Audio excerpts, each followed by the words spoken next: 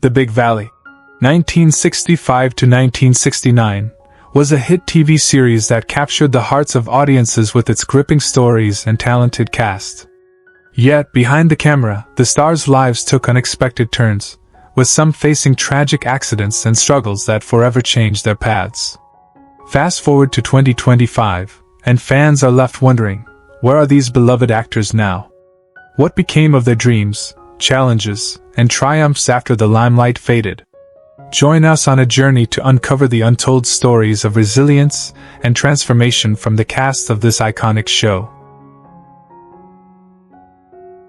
Richard Long, aged 37 during filming, portrayed Jared Barkley, the calm, intellectual eldest Barkley's son, a man of law and principle, always the moral compass of the family. Off-screen, Long's life unraveled into quiet devastation. After surviving a series of heart attacks in his early 30s, his health became an ever-present shadow. He married actress Susan Ball, Lucille Ball's cousin, but the union ended in heartbreak after her untimely death from cancer just 14 months later. He later wed actress Mara Corday, with whom he had 3 children, Valerie, Carrie, and Gregory. But the marriage, riddled with arguments and separations, turned cold and loveless. Haunted by the pressure of typecasting and a fading career, Long turned to alcohol and battled deep bouts of depression.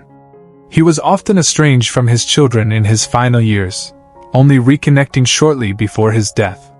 He passed away suddenly of a massive heart attack in 1974, aged just 47, in a sterile hospital room, alone.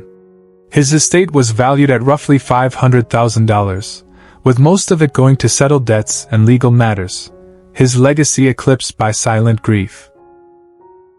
Peter Breck, 36 at the time of filming, brought to life the tempestuous and iron-willed Nick Barkley, a rancher defined by loyalty and unrelenting strength. In contrast, Breck's own life was marked by quiet sorrow and mischances. After The Big Valley, Breck struggled to secure meaningful roles, frequently turned away as Hollywood moved past the Western boom. He married actress Diane Bourne, and together they had a son, Christopher, whose schizophrenia diagnosis shattered the family's fragile peace. The weight of caregiving fell mostly on Peter, as Diane emotionally distanced herself. He grew increasingly isolated, disillusioned by the industry and embittered by the lack of support for mental illness. Christopher passed away in his 20s, a tragedy that broke Breck's spirit. He withdrew from public life, ran an acting school, but was never the same. Diagnosed with dementia in his later years, Breck spent his final days in a Vancouver nursing home. He died on February 6, 2012, aged 82. His modest estate, estimated at $300,000, reflected a life once bright with promise, dimmed by loss and fading fame. Lee Majors, only 26 during filming, portrayed Heath Barkley, the brooding, illegitimate son seeking acceptance among his new family, a performance that exuded stoic vulnerability. In real life, Majors bore the scars of abandonment, orphaned at 16 months after both parents died in separate accidents. He married Farrah Fawcett, and though their union was adored by tabloids, it was ravaged by distance, infidelity, and emotional neglect. They had no children.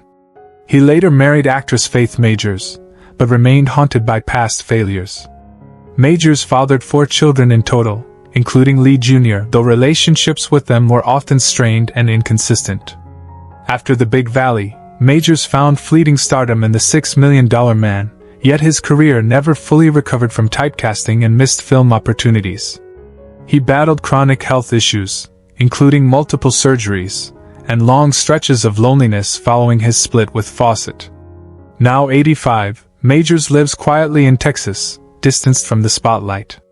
His estate is estimated at $15 million, wealth hard-won but weighed down by what-ifs and faded glory. Linda Evans, just 23 during filming, played Audra Barkley, the family's radiant daughter, beloved for her compassion, grace, and inner fire. Off-screen, Evans's life was a labyrinth of heartbreaks behind golden beauty. She was married to actor John Derek, who later left her for a then-teenage Bo Derek, a betrayal that devastated Evans and tainted her view of love. Though she never had children, she often spoke of longing for a family. A later engagement to musician Yanni ended in heartbreak as well, following years of emotional disconnect. Her relationship with her own mother was strained, with unresolved tensions lingering for decades.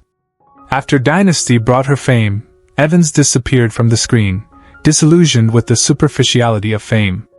She retreated to a remote home in Washington, living in semi-reclusion and struggling quietly with chronic back pain, depression, and the emptiness of public adoration that faded with age. Now 82, Evans leads a reclusive life, surrounded by animals, old letters, and memories of a world that never fully embraced her softness. Her estate is estimated at $20 million, built on beauty and burden alike. Barbara Stanwyck, aged 58 during filming, portrayed Victoria Barkley, the strong and compassionate matriarch of the Barkley family. Known for her unyielding resolve and maternal grace, her performance gave the series its emotional anchor. Off-screen, Stanwyck's life was marked by solitude and sorrow. She married actor Frank Fay in 1928, a union marred by Fay's alcoholism and abuse, leading to their divorce in 1935. Their adopted son, Dion, became estranged from her later in life, adding to her profound emotional isolation. Despite a celebrated career, she struggled with feelings of abandonment and regret, especially after several miscarriages that left her childless. Her later romantic relationship with actor Robert Taylor ended bitterly after decades together. She became increasingly reclusive after the 1960s, suffering from chronic pain, arthritis, and lung disease. Stanwyck passed away alone in Santa Monica on January 20, 1990, at age 82, due to congestive heart failure and chronic obstructive pulmonary disease. Her estate, built from a lifetime of film earnings and smart investments, was estimated at $5 million.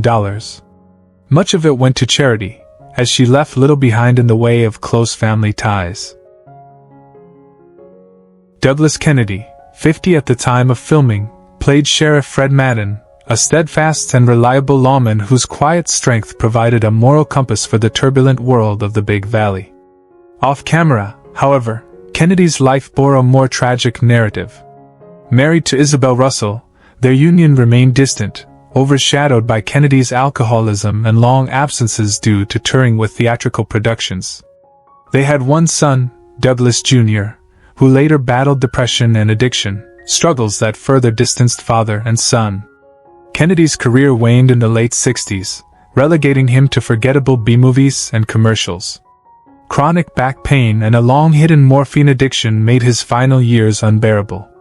Financially drained from medical bills and years without steady work, his fortune had evaporated by the time of his death. He passed away on August 10, 1973, at the age of 57, from cancer of the spine and lungs. His estate, once healthy, was worth less than $50,000, and his final years were spent in near obscurity, surrounded not by family but by regret.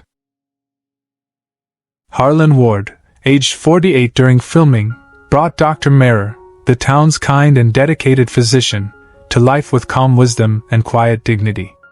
Yet, Ward's own life was riddled with affliction. Never married, he was rumored to have lived a closeted existence in an era unforgiving to such truths. This secrecy cost him friendships and family ties, including a fractured relationship with his brother, who disapproved of his lifestyle.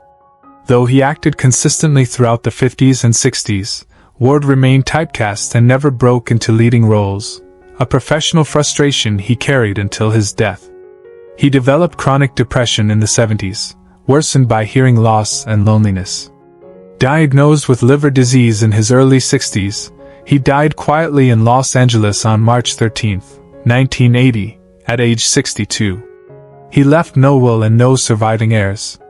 His estate, composed of modest savings and a small apartment in North Hollywood, was estimated at just $70,000.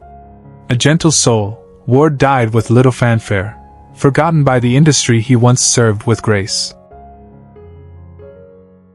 Paul Sorensen, 39 during filming, portrayed the deputy sheriff, a symbol of integrity and loyalty in the Barkleys' complex world. Off-screen, Sorensen's life was more volatile. married to actress Jacqueline May Sorensen. Their marriage endured infidelity, separations, and brief reconciliations. They had 2 sons, David and Mark, who later described their upbringing as chaotic, due to their father's long absences and quick temper. Sorensen's acting career failed to rise beyond secondary roles, leading to bouts of self-doubt and bitterness. After suffering a stroke in the late 90s, his health deteriorated rapidly. The death of his youngest son in a car accident in 2002 shattered him emotionally. He retreated from the world, refusing interviews or public appearances. He passed away on July 17, 2008, at the age of 82 from complications related to dementia. His estate, modest but secure thanks to frugal living and real estate investments, was valued at approximately $900,000. Though rarely recognized for his contributions, those who knew him recalled his deep sense of justice and quiet sorrow. Bing Russell, who portrayed Vern Scoville, was 39 years old during the filming of the series. His character was known for being dependable and resourceful, often serving as a pillar of support within the community. Off-screen, Russell's life was marked by both triumphs and tribulations. In 1946, he married Louise Julia Crone, and together they had 4 children, Jill, Jamie, Jody, and Kurt Russell, who would go on to achieve significant fame in Hollywood. Despite the outward appearance of a happy family, Russell faced personal challenges, including the pressures of raising a family in the spotlight and the complexities of managing his own acting career.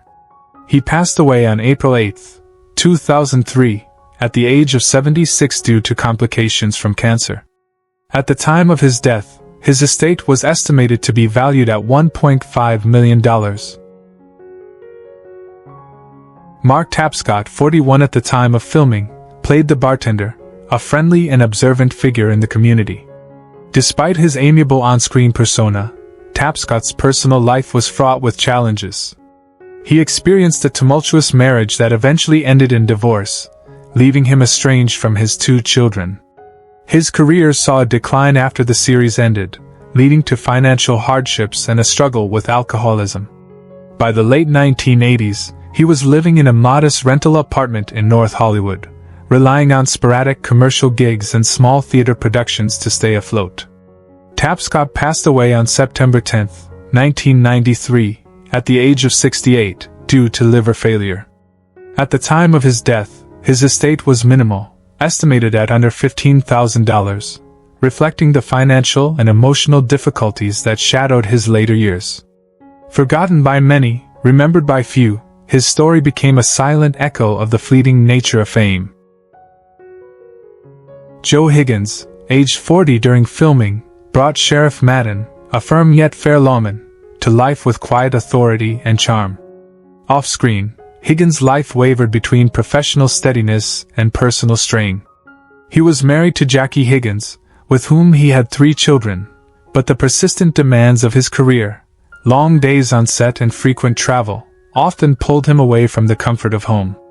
The distance took a toll on their relationship, leading to periods of separation and emotional withdrawal. Still, Higgins remained a devoted father, maintaining strong ties with his children through letters, late-night phone calls, and cherished holiday visits. Though he never reached leading man status, he was a dependable character actor whose face became familiar to generations of television audiences. Higgins passed away on June 15, 1998, at the age of 72 from a heart attack. At the time of his death, his estate was modest, valued at approximately $40,000, an honest reflection of a career that offered fulfillment more in art than affluence. Bill Quinn, 53 during filming, portrayed Judge Adams, a wise and authoritative presence. His portrayal was marked by a deep understanding of the character's complexities, bringing a sense of gravitas to the role. Off-screen, Quinn's life was a tapestry of professional achievements and personal commitments. He was married to Mary Catherine Roden from December 23, 1939, until his death, and together they had 3 children, including daughter Ginny Newhart, who married comedian Bob Newhart. This connection brought Quinn into a family of entertainers, adding another layer to his already rich personal life. Despite the demands of his acting career, Quinn managed to maintain a stable family life, a rarity in the entertainment industry. He passed away on April 29, 1994, at the age of 81 due to natural causes. At the time of his death, his estate was estimated to be valued at $2 million, a testament to his successful and enduring career in Hollywood. Kevin Hagen, aged 37 during filming, portrayed John Braxton in The Big Valley, a stoic and principled character whose quiet strength often anchored the chaos around him. Off-screen, Hagen's life was far from the stability he brought to the role. He married actress Suzanne Kramer in the late 1960s, but their union was short-lived and strained by professional competition and Suzanne's own struggles with addiction. They had one son, Chris Hagen, with whom Kevin had a fractured relationship. After Suzanne's untimely death in 1969, Hagen spiraled into loneliness.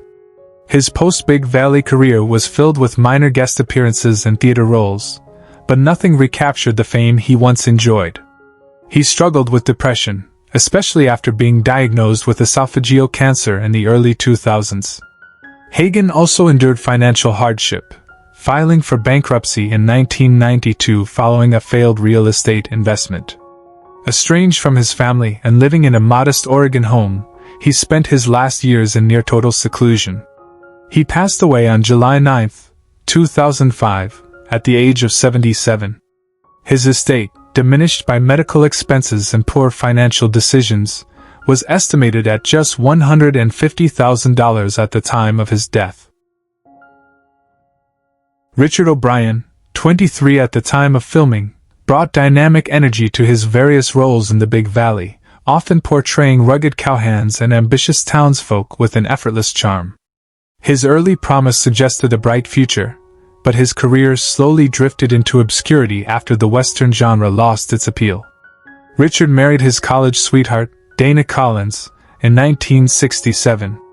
The marriage endured for nearly 2 decades but eventually collapsed under the weight of his alcoholism and chronic unemployment. They had 3 children, Jared, Lacey, and Mark, but Richard became increasingly estranged from them following the divorce. A car accident in 1989 left him with chronic back pain, further limiting his acting prospects. He took odd jobs to make ends meet, including working as a night security guard and teaching acting in community centers. Despite these setbacks, O'Brien still holds on to memories of his early fame, occasionally appearing at fan conventions. Now 83, he lives in a modest Arizona apartment, battling early-onset dementia. His estate is currently estimated at $400,000, largely from residuals and a small pension from the Screen Actors Guild. Morton Mills, aged 46 during filming, portrayed the deputy in The Big Valley, a character marked by his dry wit and stoic presence, a man who always stood firm in the face of lawlessness. Off-screen, Mills was a deeply introspective man who rarely discussed his private turmoil. He married his high school sweetheart, Helen Curtis, in 1945, and they had one daughter, Angela. While their marriage lasted until his death, it was marred by frequent separations, largely due to Mort's relentless pursuit of roles and his growing dependence on barbiturates. After The Big Valley, his acting career dwindled to occasional parts in forgettable films and uncredited TV roles. In 1974, a fire destroyed his home in Burbank, taking with it cherished memorabilia and triggering a bout of severe depression. His health declined throughout the 1980s due to emphysema, and he suffered a minor stroke in 1990. On June 6, 1993, he died of heart failure at the age of 74. Though mostly forgotten by Hollywood, he was quietly mourned by a loyal circle of friends and family. His estate, consisting of a small pension and a few investments, was valued at approximately $250,000. Who is your favorite character from NCIS? How does it feel knowing that some of the actors are no longer with us? Share your thoughts in the comments below. If you enjoy this type of content, don't forget to like the video, subscribe to the channel, and hit the notification bell to stay updated on future uploads. Thank you for your support.